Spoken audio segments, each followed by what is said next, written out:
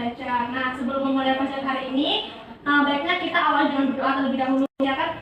Dipimpin namanya doa memulai belajar. Pada teman-teman, sebelum kita belajar, mari kita berdoa terlebih dahulu. Berdoa dimulai. Berdoa selesai. Nah, hari ini tahu nggak kita mau belajar apa? Tidak, Ibu.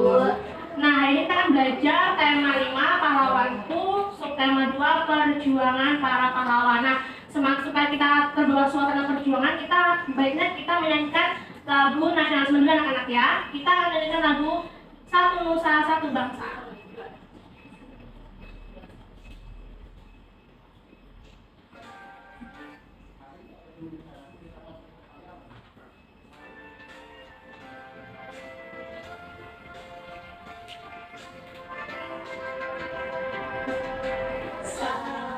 Nusa, satu bangsa, satu bahasa kita, tanah air pasti jaya untuk selama-lamanya. Indonesia pusaka, Indonesia tercinta, nusa bangsa dan bahasa kita bela bersama.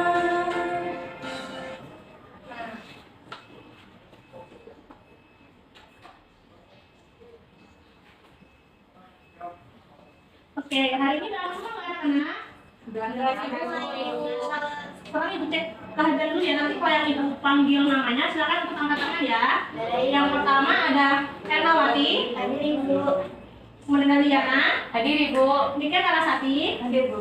Oke, udah ini hadir semua anak-anak ya. Nah, tadi ibu kan sudah menyampaikan kita hari ini akan belajar mengenai pahlawan.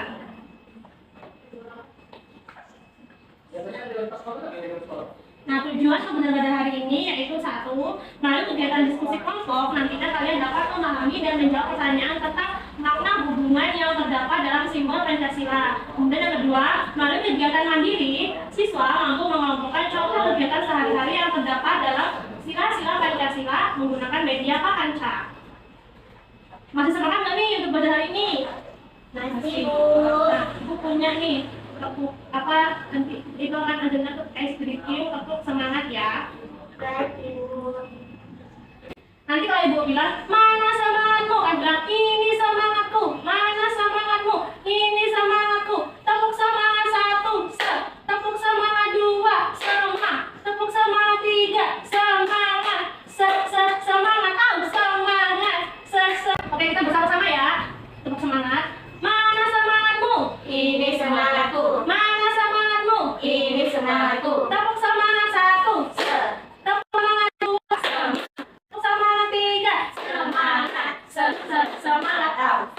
semangat, semangat buka. Oke, bagus anak-anak ya.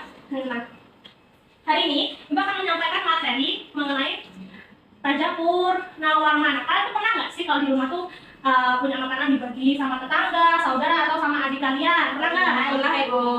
Nah, kalau pernah kebagian sama nggak? Sama Ibu. Sama tetangga atau kalian aku yang banyak nih, adik aku yang dikit aja karena masih kecil. Sama ya, jadi kalau ini harus adil, walaupun nanti kita masih kecil, tapi kita harus berusaha adil, belajar adil sedari dini.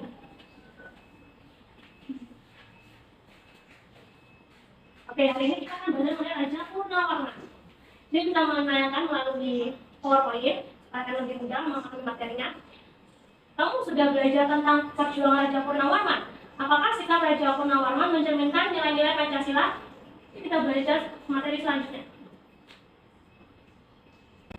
Ini adalah skema atau gambar di mana ada 3 hal yang pernah Raja Purnawarman lakukan selama dia memimpin. Yaitu yang pertama, Raja Purnawarman itu membuat saluran air yang dihubungkan dari Sungai Citarum, Jawa Barat.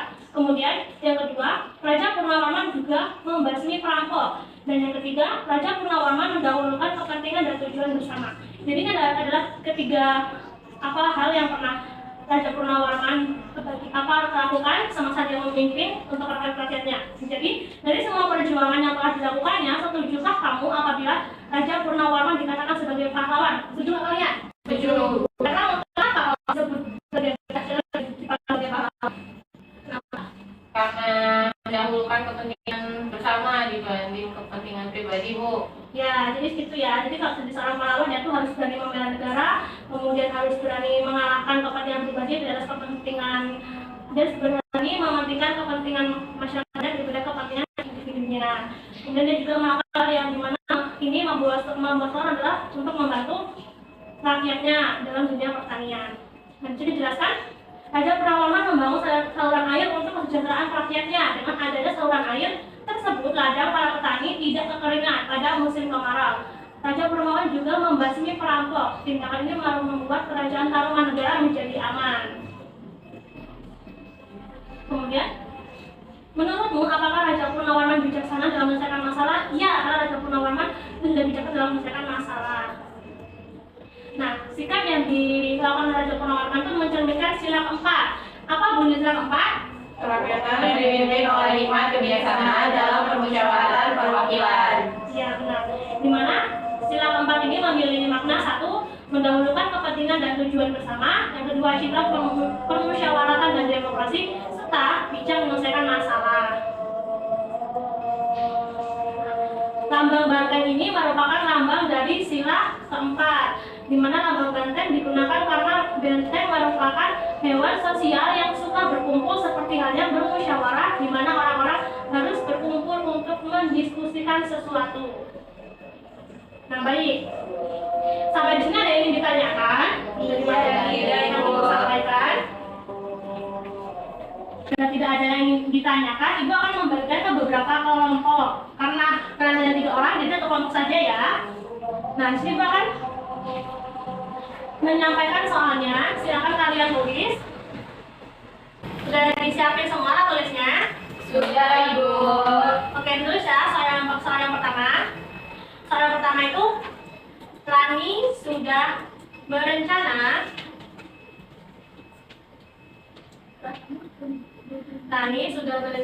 untuk pergi ke rumah neneknya.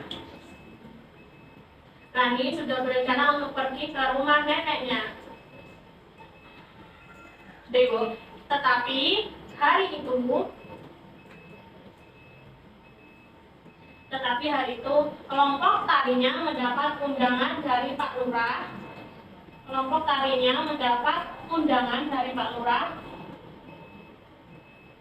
Untuk merayakan hari kemerdekaan. Sudah, Bu. Rani menunda rencananya. Ia menari bersama kelompoknya. Pertanyaan yang pertama, apakah Rani sudah mendahulukan kepentingan bersama?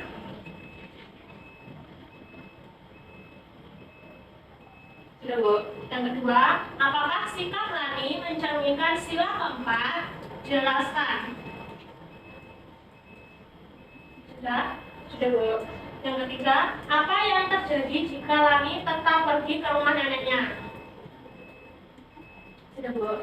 Sudah, silakan didiskusikan. Nanti pas sudah selesai, perwakilan kelompok maju ke depan jangan untuk mempresentasikan hasil jawabannya. Baik, Bu.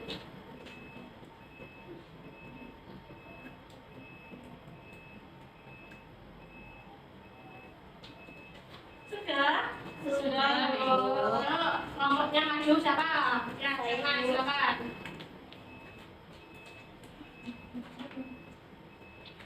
Baik, di sini saya mempresentasikan hasil dari diskusi kelompok. Jadi pertanyaan yang pertama adalah, apakah Rani sudah mendahulukan kepentingan bersama? Ya, Rani lebih memilih ikut latihan menari bersama. Lalu pertanyaan yang kedua, apakah sikap Rani mencerminkan sila keempat? Jelaskan. Ya, Rani lebih mementingkan kepentingan dan juga tujuan bersama. Yang ketiga, apa yang akan terjadi jika Rani tetap pergi ke rumah neneknya? Jika Rani tetap pergi ke rumah neneknya, maka latihan tari tidak dapat dilaksanakan dan tujuan bersama tidak akan tercapai. Oke, betul semua. Terima kasih, Ana. Tepuk tangan buat Ana. Oke, setelah habis ini Ibu akan memperkenalkan ke kalian, yaitu kita hari ini juga kan belajar menggunakan media Pakanca. Pakanca adalah singkatan dari Papan Kantong Pancasila. Nah, cara penggunaannya sendiri nanti Ibu akan memanggil kalian satu persatu. Kemudian kalian pilih nih mana sih gambar yang sesuai sama sila 1 sampai sila kelima. Mana gambar yang yang pengimplementasinya itu tepat untuk setiap silanya. Sampai sini paham? Paham, Ibu. Nah, misalnya nih Ibu kasih contoh ya. Misalnya kan sila pertama itu kan tentang bunyinya ketuhanan yang Maha Esa. Nah, jadi pengimplementasian yang tepatnya seperti saling toleransi antar agama seperti ini. Nah, kita masukkan ke tempatnya sila pertama itu di kantong nomor 1. Sampai sini paham? Paham, Ibu. Nah, oke. Kira-kira siapa nih dari kalian yang mau maju pertama? Saya, Bu. Oke, Niken yuk silakan.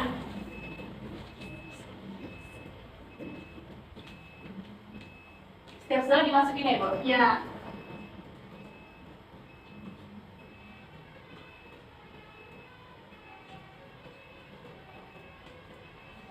Ini, Bu, ini silanya.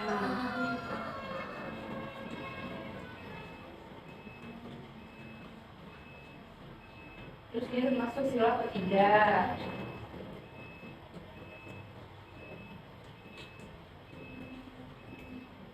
Ini termasuk sila kelima. Ini sila kedua.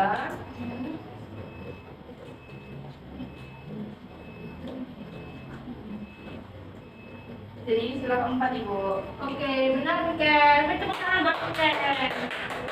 Yuk, yang kedua siapa yang mencoba? Saya dulu. Naya silakan. Jadi yang ini itu sila yang pertama. Lalu ini untuk sila yang ketiga. Ini sila yang kedua.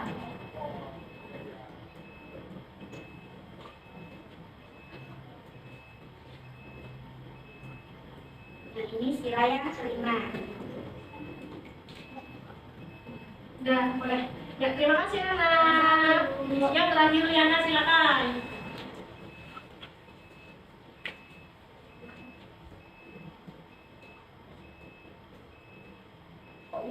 Ini sila yang keempat.